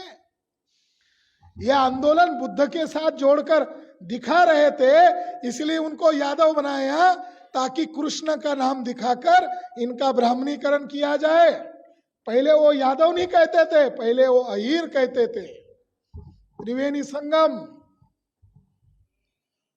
तो बाबा साहब अंबेडकर का कहना है कि मुसलमानों के पुरखे इस्लाम भारत में आने के बाद उन्होंने इस्लाम कबूल किया, मगर जब भारत में इस्लाम आया ही नहीं था तो भारत के लोग कौन थे? भारत के सभी के पुरखे बुद्धिस्ट थे। 11वीं शताब्दी में एक अरब राजा ने एक बड़े इतिहासकार को भारत में भेजा, उसका नाम है अल बरूनी। आप लोग इस बातों को जो कॉम्पिटिटिव एग्जाम करते उसको मालूम है। अल बरूनी 1030 में भारत में आया और उसने ये कहा है अपने किताब में कि भारत के अंदर दो ही धर्म के लोग रहते हैं। एक मजहब का नाम है बमनिया धर्म और दूसरे धर्म का नाम है समनिया धर्म। समनिया यानी बौद्ध धर्म यानी श्रमण धर्म, बमनिया यानी बौद्ध ब्राह्मण धर्म का हिंदू धर्म है। 11वीं शताब्दी में क्या कह रहा है? ब्राह्मण धर्म के मानने वाले लोग और बौद्ध धर्म के मानने वाले लोग। साथियों, जहां जहां बुद्धिस्ट सेंटर थे वहां पर आज भी मुसलमानों की ज्यादा पॉपुलेशन है। जम्मू कश्मीर में, बांग्लादेश में लगभग 40% है, महाराष्ट्र में 11% या 21 या 23% है। एक बड़ा हिस्टोरियन है, उसका नाम है विरारदी। उसने एक बहुत बड़ी किताब लिखी जिस पर ब्राह्मण लोग चर्चा नहीं कर रहे। उस किताब का नाम है hardship and decline falls of Buddhism. उस किताब में उसने यह सवाल का जवाब दिया, भारत में बौद्ध धर्म का पतन कैसे हुआ? तो उसने कहा कि इस्लाम भारत में आने के पहले तक यहां दो लोगों के बीच में झगड़ा होता था जिसमें बौद्ध ही जीतते थे, मगर इस्लाम भारत में आने के बाद नया बदलाव आ गया, ब्राह्मण वर्ग जीतने लगा, बौद्ध धर्मीय हारने लगे। और केवल हारने नहीं लगे, उनका कत्लेआम होने लगा। वीरारदी महोदय कहते हैं ऐसा क्यों हुआ? तो अक्रांता मुगल शासक, अक्रांता मुस्लिम शासक और विदेशी ब्राह्मण, इनका आपस में समझौता हो गया और समझौते में उसको धन दौलत दे रहे थे और इसके बदले में बौद्ध भिक्खु और भिक्खुनियों को मारकर उनके विहारों पर ब्राह्मण लोग कब्जा कर रहे थे। ये बात बौद्ध भिक्खुओं को नजर में आई। देखो आज भी बौद्ध भिक्खु अगर सड़क से चले, सबकी नजर में वो भिक्खु नजर आता है, उसका पोशाक, उसके बाल मुंडाए हुए, दूर से पता चलता भिक्खु है। तो विरारदी कहते हैं कि ब्राह्मण दूर से पता नहीं चलता था। आज भी अगर ब्राह्मण आकर बैठ ले तो पता नहीं चलेगा बगल में ब्राह्मण बैठा हुआ है, क्योंकि उसका पोशाक और हमारा पोशाक एक जैसा है ये। तो बौद्ध भिक्खु इसलिए मारे गए कि वो गांव के बाहर विहारों में रहते थे, गुफाओं में रहते थे, और उनको बचाने के लिए दूसरे लोग नहीं थे, इसीलिए उनका कत्लेआम बड़े पैमाने पर हुआ। तो बौद्ध प्रजा में से जो विद्वान थे वो आक्रांता मुस्लिम शासक को मिले, उनके साथ समझौता हुआ, और समझौते में यह तय हुआ कि आप बौद्ध भिक्खु भिक्खुनियों को न मारो। तो उन्होंने शर्त रखी, इससे हमको क्या मिलेगा, वो तो हमें पैसा दे रहे, आप हमें पैसा मत दो, आप इस्लाम को कबूल करो। तो हमारे लोगों ने हमारे भाइयों को, हमारे बौद्ध धर्म को बचाने के लिए समय काल और परिस्थिति को देखकर दावपेच के आधार पर इस्लाम कबूल किया। भारत के जितने भी मुसलमान हैं ये SC ST OBC से कन्वर्ट हुए मुसलमान नहीं है। ये बौद्ध धर्म पर जो हमला हो रहा था 11वीं 12वीं शताब्दी के बाद कन्वर्ट हुए, बुद्धिस्ट में से कन्वर्ट हुए। ये लोग ओरिजिनल बुद्धिस्ट लोग हैं, और जब वो कन्वर्ट हो गए होंगे तो उन्होंने अपने विहार को मस्जिद बनाया होगा। कन्वर्ट होने के बाद उन्होंने अपने विहार को मस्जिद बनाया होगा। अगर विहार बनाया तो बौद्धों के निशानों को मिटाना चाहिए था। जैसे जफराबाद मस्जिद में बौद्ध के अवशेष आज भी है, मगर उन्होंने मिटाया ही नहीं, क्योंकि उनका वो दावपेच था। साथियों, आज परिस्थिति बदल गई है, अभी हमें ओपन माइंड रहना होगा। भारत की वास्तविक लड़ाई धर्म की ही लड़ाई है। बाबा साहब अंबेडकर दावे से कहते थे मैं धार्मिक हूं। मार्क्स कहता है कि धर्म अफीम की गोली है, बाबा साहब अंबेडकर उल्टा कहते मैं धार्मिक हूं, क्योंकि धर्म लोगों को आशावाद पैदा करता है। तो अभी वो समय आ गया है, आपकी विरासत बचाने का समय आया है, और आप लोगों को बताने का समय आया है कि SC ST OBC के लोग मूलतः बौद्ध धर्मीय लोग हैं, हमारे पुरखे बुद्धिस्ट है। वो आखिरी बात कहकर मेरी बात को खत्म करता हूं। मैंने जो सवाल खड़ा किया था कि राजा जयचंद को आप गद्दार भी कहते हो और उसी के नाम से आप अटाला मस्जिद भी कह रहे हो, ये दो बातें एक साथ नहीं होगी। पहले उसका निपटारा करके आओ, गद्दार था कि नहीं था, बाद में मंदिर के मामले में हम सोचेंगे। ब्राह्मणों ने यह प्रचार किया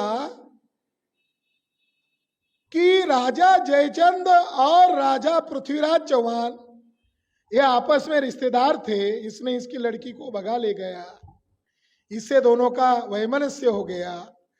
फिर उसने मोहम्मद जो तुगलक था, वो जो मोहम्मद कासिम था, उसको भारत में इनवाइट किया, ऐसा ब्राह्मण लोग कहते हैं।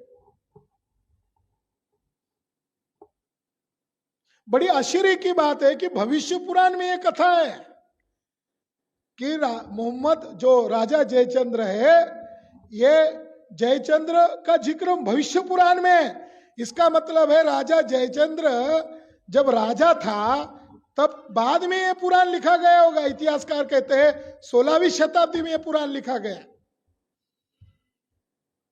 पृथ्वीराज चौहान मारा गया सन 1190 में,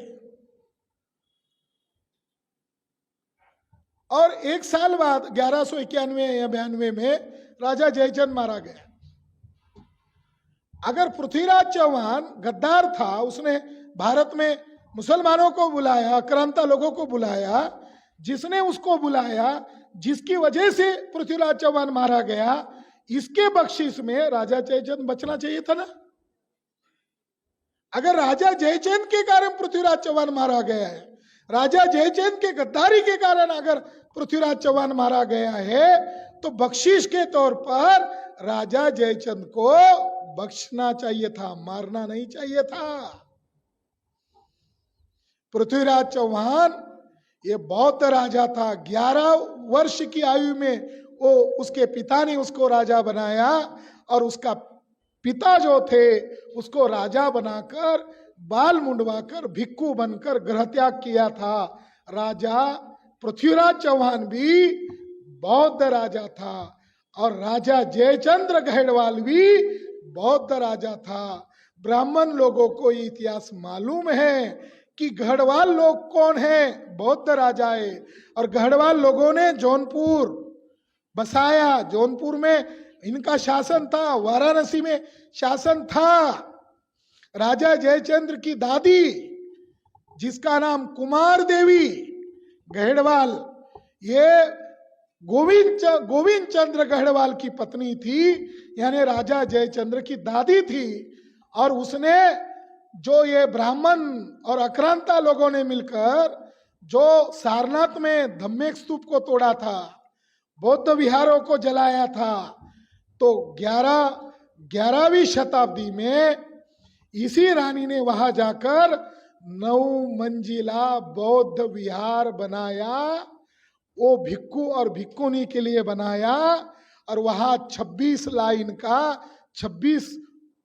लाइन का बड़ा अभिलेख लिखवा कर रख दिया। आक्रांता लोगों ने तोड़फोड़ में सारी चीजें तोड़ दी, मगर वो पत्थर का जो अभिलेख था बड़ा, वो उल्टा खड्डे में गिर गया। और जब मेजर किट्टो और बाकी लोग 1908 में महारानी गढ़वाल का अभिलेख मिला और गढ़वाल कहती है कि मैं बौद्ध धर्मी हूं, वो बौद्ध रानी थी, वो कहती मैं बौद्ध धर्मी हूं और अशोक राजा की तरह मैं महान हूं और मैं इस बौद्ध विरासत को पुनर्जीवित कर रही हूं। अगर गढ़वाल राजा जयचंद्र की दादी बौद्ध है तो राजा जयचंद्र कौन है? बौद्ध है। राजा जयचंद्र का गुरु भिक्खु था और राजा जयचंद्र ने जीते जी अंतिम लाइफ में महाबोधि महाविहार को रिनोवेशन किया, उसको सही ढंग से कर दिया, उसको उस समय काफी धन उसके ऊपर उड़ा दिया और बौद्ध गया को बचाने का काम राजा जयचंद्र ने किया। तो ब्राह्मण लोग राजा जयचंद्र को गद्दार क्यों कहते हैं, वो लोग बताने वाले नहीं हैं, मगर हम लोग बताएंगे। राजा जयचंद्र बौद्ध राजा था और बौद्ध धर्म को आश्रय देने का काम 13वीं 14वीं शताब्दी तक यूपी में बौद्ध धर्म बचा रहा और 14वीं 15वीं शताब्दी तक उड़ीसा, बंगाल और बिहार में बौद्ध धर्म बचा रहा। वहां के पाल राजा थे, यहाँ के गढ़वाल राजा थे। ये दोनों बौद्ध राजाओं ने बौद्ध धर्म को उत्तर भारत और बंगाल उड़ीसा में बचा के रखा। इसीलिए ब्राह्मण लोग राजा जयचंद्र को गद्दार कहते हैं। इसके पीछे उनकी मंशा अलग है, मगर गद्दारी का उनके पास एक भी सबूत नहीं है। मगर वो बौद्ध धर्मीय राजा है, इसके लिए ब्राह्मण लोग उसको गद्दार कहते हैं। हम उसको गद्दार नहीं मान सकते। वो हमारा बौद्ध धर्मीय पूजनीय राजा था जिसने ये विहार बनाया था, जिस पर आज ब्राह्मण लोग अटाला देवी का मंदिर कह रहे हैं। ये गढ़वालों ने बनाया हुआ बौद्ध विहार था। इसलिए इस मौके पर मैं राजा जयचंद्र गढ़वाल को अभिवादन करता हूं और आपने मेरी बात ध्यान से सुनी, इसके लिए मैं आपका शुक्रिया अदा करता हूं। और इसी मंथ के एंड तक हम जौनपुर कोर्ट के अंदर दाखिल हो जाएंगे। हमारे पास पर्याप्त सबूत है, हमारे पास पूरे सबूत है, क्योंकि वो आस्था के नाम पर कब्जा कर लेंगे और मुसलमानों को कहेंगे कि आपको 5 एकड़ की जमीन जौनपुर के बाहर दे देते, आप उधर जाकर बनाओ। नुकसान किसका होगा? हमारा तो होगा, उनका भी होगा। उनका क्यों होगा? क्योंकि वो पूर्व के बुद्धिस्ट है। आज उनकी आस्थाएं अलग है, आज उनकी मान्यता अलग है। हम उनकी आस्था और मान्यता पर दखल देना नहीं चाहते, मगर उनके पुरखों का और हमारे पुरखों का धर्म एक था और वो मूल्यवासियों का धर्म था। एक मुद्दा ये। दूसरा आंदोलन की मैं घोषणा करता हूं कि अटाला मस्जिद यह बौद्ध विहार है, अटाला मंदिर नहीं है, ये बौद्ध विहार है। इसके बारे में हर जिले में जिलाधिकारी को ज्ञापन दिया जाएगा, क्योंकि ये जौनपुर का मामला थोड़ी होगा। कल उसको विवाद करना चाहते हैं तो ये उत्तर प्रदेश का हार्मोनी बदल जाएगा, उत्तर प्रदेश में जो चैन अमन है वो खराब हो जाएगा। कोर्ट में तो हम उनको आपत्ति जताएंगे, हमें अपने पर यकीन है, हम सेटिस्फैक्टरी उत्तर देंगे, सेटिस्फैक्टरी जवाब देंगे। और खास बात, डीएनए रिपोर्ट भी पेश करेंगे। कोर्ट में हम जाएंगे, आर्कोलॉजिकल रिपोर्ट भी पेश करेंगे, कोर्ट में जाएंगे तो डीएनए रिपोर्ट भी पेश करेंगे। चाहे कोर्ट हमारी केस को खारिज करे, चाहे हमारी केस पर सुनवाई न करे, क्योंकि ज्यादातर जज ब्राह्मण ही होते। हमारा डिमांड है कि ब्राह्मण डीएनए के अनुसार विदेशी है, भारत का मूल निवासी नहीं है, तो विदेशी ब्राह्मण को किसी भी भूभाग पर कब्जा करने का कोई नैतिक अधिकार है? हम पूछेंगे। होने दो बहस, बहस तो होनी चाहिए। डेमोक्रेसी में बहस नहीं होगी तो डेमोक्रेसी कैसी जिंदा रहेगी? लोकतंत्र बचाने की जिम्मेदारी हमारी जिम्मेदारी है। तो एक मुद्दा हम कोर्ट में आपत्ति जता रहे हैं, यानी हम तीसरा पक्ष लेकर जा रहे हैं, और इसकी जिम्मेदारी माननीय धर्मेंद्र मौर्य को लगाई गई है कि वकील ढूंढना करना, और उसके सारी रिकॉर्ड की तैयारी शुरू हो गई है। ऑफिशियल मिश्राम साहब ने ऑफिशियल लेटर निकाला है कि इसकी तैयारी करो, अगर सबूत है तो तैयारी करो। दूसरा मामला, हर जिले में हर जिलाधिकारी कार्यालय को जाकर हम लोग, राष्ट्रीय पिछड़ा वर्ग मोर्चा के लोग, बुद्धिस्ट इंटरनेशनल नेटवर्क के लोग, और जो लोग हमसे दूर है ऐसे ही लोगों को इकट्ठा करके हम SC ST OBC के लोग दावा करेंगे वो हमारा स्थल है। इस पर भी दावा करेंगे, और जाफराबाद जो स्थल है उस पर भी दावा करेंगे। उस पर तो ब्राह्मणों का कोई क्लेम नहीं है। उस पर इसीलिए दावा करना जरूरी है कि जज बोलेंगे इनका विवाद है, आप क्यों आ रहे हो? वहां तो कोई विवाद ही नहीं है, रिकॉर्ड बता रहा है जाफराबाद मस्जिद के अंदर बौद्ध अवशेष है, उस पर भी दावा करेंगे ताकि इनको दिखाया जाए। तो आंदोलन करेंगे, सड़क पर उतरेंगे और ब्राह्मणों के खेल को, गेम को निरस्त करेंगे। ये 2024 का जो गेम है उनका, हिंदू मुसलमान के नाम पर है। इस गेम को मूल निवासी और बुद्धिज्म, इससे ही विफल किया जा सकता है। चुप रहना, मौन रहना और चुपचाप देखने से होने वाला नहीं है। अगर आपको आपकी बौद्ध विरासत बचानी है, अगर आपका कल्चर आपको बचाना है, एक कार्यक्रम होते ही वकील का काम वकील करेगा। एक कार्यक्रम होते ही आप लोग चलो दिल्ली का तरफ अभियान चलाओ, और 26 नवंबर को उत्तर प्रदेश से ज्यादा संख्या में चुनाव आयोग के मुख्यालय पर मोर्चा जो बुलाया गया है बहुजन मुक्ति पार्टी के द्वारा, उसको हम बुद्धिस्ट इंटरनेशनल नेटवर्क के द्वारा जाहिर समर्थन करते हैं। ये जो ब्राह्मणों का जो हौसला बढ़ रहा है, उसका कारण यही है कि हमारा कोई प्रतिनिधि है ही नहीं। लोगों को लगता है अखिलेश हमारा प्रतिनिधि है, मायावती हमारा प्रतिनिधि है। आपको मालूम है, बहन जी ने आदेश निकाला था कि सवेरे उठने के बाद पंडितों के घर पर जाओ, उसके दरवाजों को नॉकिंग करो, और पंडित जी बाहर आए तो पंडित जी के चरण छुओ अभियान।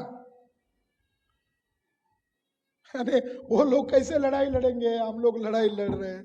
तो हमारे लोगों को कभी कभी बुरा लगता है, भाई साहब आप लड़ रहे हैं, बहन जी क्यों नहीं लड़ रही है? तो हम कहते हैं कि लोकतंत्र में किसी को जोर जबरदस्ती थोड़ी है। उनका रास्ता अलग है, हमारा रास्ता अलग है। बहन जी ने कहा पैर छुओ अभियान, अखिलेश जी और मायावती में कंपटीशन लगा हुआ है। अखिलेश जी कहते हैं कि मैं इतने फुट का परशुराम का पुतला खड़ा करने वाला हूं, तो बहन जी कहती है जितना अखिलेश जी खड़ा करेंगे उससे 2 गुना मैं बनाने वाली हूं। मैं किसी के ऊपर उंगली नहीं उठा रहा हूं। हमारा भोला समाज जिनके पीछे लगा हुआ है, वो नेता किसके पीछे लगा हुआ है उसी को पता नहीं चल रहा है। हमारा भोला समाज जिसके पीछे लगा हुआ है, जिस नेता को अपना रहनुमा मान रहा है। सतीश मिश्रा ने बहन जी की मौजूदगी में ब्राह्मण सम्मेलन में कहा बीजेपी राम मंदिर बनाने वाली नहीं है, काशी मथुरा का मंदिर बीजेपी बनाने वाली नहीं है, आयरन लेडी बहन मायावती बनाने वाली है। रिकॉर्ड है, फेसबुक पर है, यूट्यूब पर है। तो अंधेरे में मत रहो कि आपका बौद्ध धर्म कोई बचाएगा। कांशीराम जी का डेथ 2006 में हुआ, 6 में क्यों हुआ, 7 में क्यों नहीं हुआ, 2005 में क्यों नहीं हुआ? अगर मारना ही था 2006 में क्यों मारा? क्योंकि 2002 में नागपुर गए, नागपुर में बुद्धिस्ट लोगों की कॉन्फ्रेंस आयोजित की और उस कॉन्फ्रेंस में उन्होंने ऐलान किया जब बाबा साहब अंबेडकर के धर्मांतर को 50 वर्ष पूरे हो जाएंगे, मैं 2 लक्ष्य को पूरा करने वाला हूं। उन्होंने कहा, रिकॉर्ड है, बहन जी नहीं बता रही है, आप रिकॉर्ड ढूंढो, हम भी ढूंढ रहे। 2002 में धर्मांतर की घोषणा किया हुआ भाषण हम भी ढूंढ रहे। ऐलान किया कि 2006 में बसपा ये पार्टी रूलिंग पार्टी रहेगी और देश का पीएम हम बनाने वाले हैं। और उसी वर्ष यानी बाबा साहब अंबेडकर का शासक जमात बनाने का एजेंडा 2006 में मैं पूरा करने वाला हूं, 2002 में घोषणा की। और 2006 में जब बाबा साहब अंबेडकर के द्वारा बौद्ध धर्म अपनाया, जिसको 50 वर्ष पूरे होने होंगे, 1956 2006 50 वर्ष पूरे होंगे, मैं 6 करोड़ चमारों को इकट्ठा करके बौद्ध धर्म अपनाऊंगा। बाबा साहब ने केवल 6-7 लाख इकट्ठा किए, मैं 6 करोड़ों को इकट्ठा करूंगा पहली। वैसे मैं देश भर को बौद्धमय बनाऊंगा, मगर जिस दिन मैं बौद्ध धर्म अपनाऊंगा उस दिन मेरे सामने 6 करोड़ की जमात खड़ी होंगी, मैं बौद्ध धर्म अपनाऊंगा।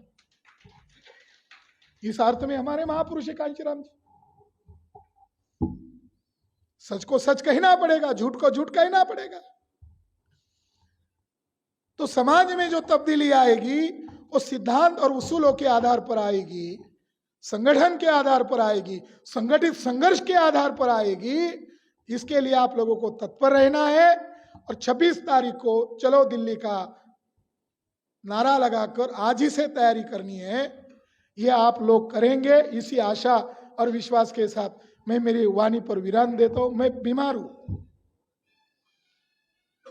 डॉक्टर अनिल कुमार माने जी का मुझे फोन आया तो मैं सवेरे खुश हो गया और मैं उनके कहने वाला था कि आप चले जाओ, मुझे खांसी बहुत ज्यादा आ रही है और मैं दवा लेकर ही बोलूंगा और मुझे तकलीफ हो सकती है, आप जाकर बोलो।